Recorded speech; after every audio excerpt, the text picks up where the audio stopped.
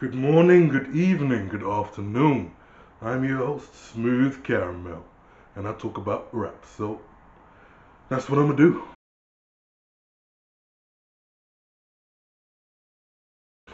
Do y'all remember a time when you first went out to the club and truly had a great time? The energy of the people you were with was palpable, the vibe solid, and when it was time to make that move and go, the people were ready. Once you arrived and absorbed the scene, the dynamic, the lights, the music were right. You had to get down. For me, it was this time where, okay, I've never had one night where everything went so perfectly. I'm not a man that feels too much inclination for these nights out at the club. In many ways, I reached my young adulthood already with my middle-aged aversion to such things. I was more the man that just loved to breeze, and then I would deal with the rest of the night just for the sake of the company and the vibe.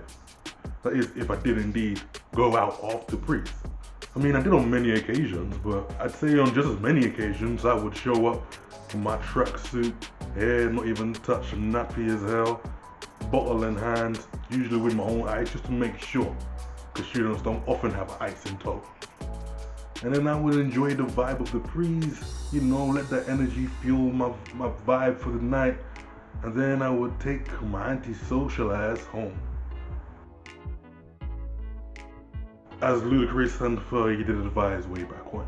But with that said, if I recall all those times where I'd been out to the club and specific factors went right, and I combined those memories into one end of season special of a night out, then I imagine that night would be memorable as hell, and one for the fucking ages. Of course, if the mood of the night is right, one of the most important things to really take it there is, say it with me now, the music. This is usually broken down into two stages, the pregame and the club. Of course, there does remain that optional third stage of the after party, but that's become a little bit rarer in recent times, and it's not as necessary a part to the overall night being perceived as a success. In my experience, it's that pregame that really sets up the tone of the night. It's where the anticipation is built and that group dynamic is really established and solidified. Whatever the collective mindset of the group is in by the time that they arrive at the club can really be the deciding factor in whether a night is going to be a truly good one. I mean, if the pre-game's not been that good and there's not been a solidified group dynamic, then you often end up with lots of fracturing of the group when you're actually in the club, which usually ends up with, when the night ends, just searching for people, everybody doing their own thing, and not necessarily enjoying their smaller subgroups and everything that happens as a result of it. I feel like most of my clubbing experience ended up, or mostly consisted of, people searching for other people. So many wasted hours. Or you get the opposite where you end up getting ditched, or someone ends up getting ditched. For me, I was usually pretty good just on my own, doing my own thing, so if I ended up being separate from the group, then I would just vibe. It wasn't that big a deal, but it doesn't necessarily make a very enjoyable experience. But I've got a bit long on that point. Now, as that group dynamic setting factor, the music is important, but the most important one, with that being the case, or arguably that, would be the song that you leave to. Not something that I ever really specifically see being discussed, but it is one that tends to be argued about in the moment. Who gets that last song before you go? Who's gonna just pick that right track that gets everybody ready to go? Now, as someone that hasn't really been on one of those big nights out of the club in quite some time, even before the pandemic hit, I may be somewhat out of touch. But I do remember lots of battling to find out who got to play that last song that you leave to. But when I got to that point at the last minute and the exit was truly imminent, someone would come through, or the people would just agree and there would be a banger for the people to step out to the club to. And this tended to happen even if the overall group wasn't necessarily on the same wavelength musically. It just managed to happen, to the point where it is almost uncanny. I say that, but there's also what I would consider to be a secondary phenomenon, where a consistent group of people that have been out together a few times develop what is essentially an acceptable bank of songs to leave to. Now, if I recall this correctly from my years at university, well, the years of university where I actually went to the clubs, there's tended to be songs such as John Legend, Green Light featuring Andre 3000, E40 featuring Nuff People, Function Remix, August Alsina, Numb, Lupe Fiasco, Jump, and Missy Elliott, I'm Better. If that last one was my choice, it would usually be preceded by Without Me by Fantasia, which featured Missy Elliott and Kelly Rowland, just for the sole fact that these songs transitioned so nicely. They both kind of had that superior feeling, as well as similar production with that kind of beeping synth line. But only specific people within the group could really appreciate little touches like that. Okay, but why these songs though? It's hard to really point out any unifying factor that makes a song good to leave to. It does seem somewhat arbitrary, so I'll just try to acknowledge it a bit more generally. The song will tend to convey at least one of these three features. Production, which suggests high scale and grandeur. High levels of self-love and self-confidence. Reference to the act of going or something similar. The end of something, for example. Each part of proceedings has its role to play, but the way they come together is quite interesting. And if it can do all these things, then it will definitely find its place. But of course, I need to talk about the real topic. What actually gets played during the party or at the club? Now, as I see it, club music as a subcategory of rap has taken quite an interesting trajectory. The mood of the scene has shifted slightly to the more muted or morose, very much with the times, but it seems to have been especially far-reaching when it comes to rap music. Mumble rap and trap seem to be the first push in that direction. You can see with artists like Future or Drake, or the litany of Lil insert random noun or name Vine/TikTok rappers. This seems to have eclipsed or succeeded the more optimistic or high energy, high intensity rap that tended to be more pervasive on the dance floor in the past. Now when I say this, I mean from artists such as Ludacris, DMX, Outkast, Busta Rhymes. This is more the music that I would like to hear on a night out when I'm thinking about going to have a good time and get down with the people. And it's not that these songs have gone anywhere. They're still very much available for these DJs to deploy, but they seem to have somewhat fallen out of fashion, which I've made reference to in my How Rap Has Changed Over Time video, so check that if you've not seen it. But I do find it confusing that even at club nights, they're not playing songs that have been proven to be successful in that role of a club night just because they've reached a certain age. I mean, you do sometimes hear them for limited durations of time on these old school nights where they play a handful of acceptable old songs that aren't actually that old. Now, while I am a self-admitted old school hip hop head, I wouldn't say that they need to play only old school or that the new school music is bad for the club. What I would say is the thing I have a problem with would be the lack of diversity in what's played. I think as long as you're only playing one type of music at a club or a party, you're liable to make people bored. Or at least that's what I would think. Because when I go to the club or went to the club or parties with certain groups of people, I get bored fast.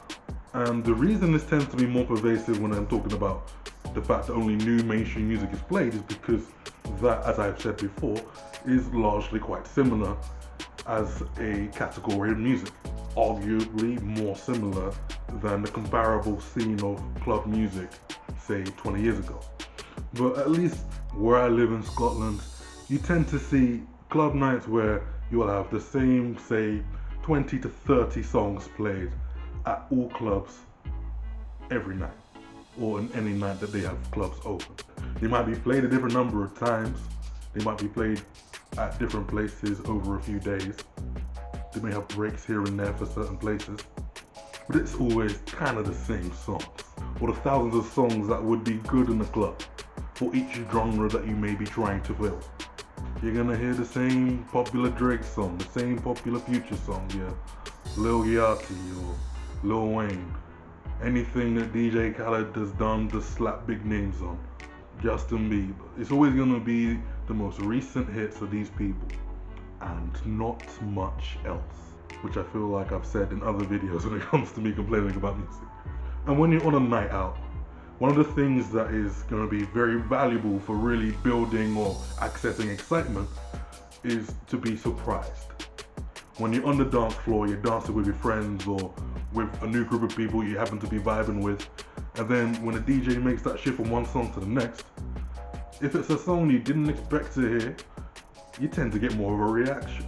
Whether it's a favorite or something unknown that you feel like you recognize, that sense of surprise is valuable for really building that sense of joy and euphoria.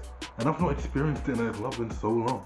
There are so many songs that I would love to hear in a club that I would be so excited to hear, but I just know they will never really be played.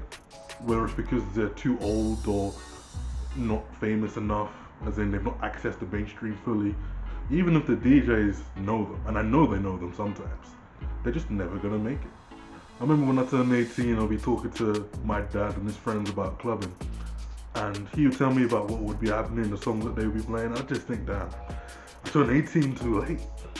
And I know it's annoying when people say things like, oh, I should have been born 20 years ago, or some shit like that.